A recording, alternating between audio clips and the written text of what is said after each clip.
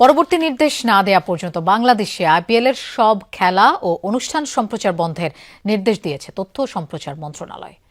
গণমাধ্যমে পাঠানো বিজ্ঞপ্তিতে এই তথ্য জানানো হয়। এতে বলা হয়, আইপিএল এ মোস্তাফিজুর রহমানকে কলকাতা ভারত দিয়েছিল ফুল টস বল, তা পেয়েই বাংলাদেশ একের পর এক মেরে যাচ্ছে ওভার বাউন্ডারি। ভারতে বিশ্বকাপ খেলতে যাবে না বাংলাদেশ, সাফ জানিয়ে আইসিসিকে চিঠিও দিয়েছে বিসিবি। একই সাথে মুস্তাফিজকে বাদ দেওয়ার প্রতিবাদ হিসেবে বাংলাদেশে আইপিএল সম্প্রচার বন্ধের উদ্যোগ নিতেও অনুরোধ জানিয়েছিলেন যুব ক্রীড়া উপদেষ্টা আসিফ নজরুল।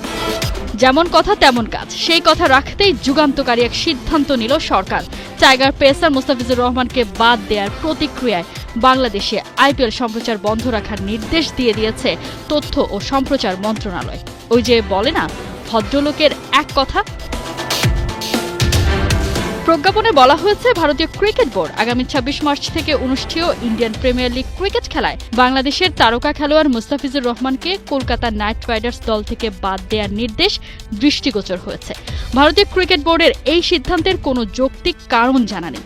এমন সিদ্ধান্ত বাংলাদেশের জনগণকে ব্যথিত, মর্মাহত, একই সাথে ক্ষুব্ধ করেছে। পরবর্তী নির্দেশ না দেওয়া পর্যন্ত আইপিএল এর সব খেলা, অনুষ্ঠান প্রচার কিংবা সম্প্রচার বন্ধ রাখার অনুরোধ করা হয়েছে। এরই মধ্যে দেশের সব টেলিভিশন চ্যানেল ও সংশ্লিষ্ট মাধ্যমকে এই বিষয়ে প্রয়োজনীয় ব্যবস্থা নিতেও বলা হয়েছে। এই বিজ্ঞপ্তির মাধ্যমে সরকার দিয়ে দিয়েছে স্পষ্ট বার্তা, দেশের ক্রিকেট ও ক্রিকেটারদের স্বার্থ সংশ্লিষ্ট বিষয়ে কোনো ছাড় নয়। পরিস্থিতি পর্যালোচনা করে ভবিষ্যতে সিদ্ধান্ত নেওয়া হবে বলেও জানানো হয়েছে। একেই বলে ইট্টি মারলে পাটকেলটি খেতে হয়। মুস্তাফিজকে আইপিএল থেকে বাদ দেওয়ার ফল এরই মধ্যে ভুগতে শুরু করে দিয়েছে কলকাতা নাইট রাইডার্স। একদিকে কেকেআর ওদের সোশ্যাল হ্যান্ডেল থেকে সরিয়েছে ফিজের ছবি, অন্যদিকে কমতে শুরু করেছে ফ্র্যাঞ্চাইজিটির ফলোয়ার। একদিনের মধ্যে কেকেআর হারিয়ে বসেছে ১ মিলিয়ন ফলোয়ার।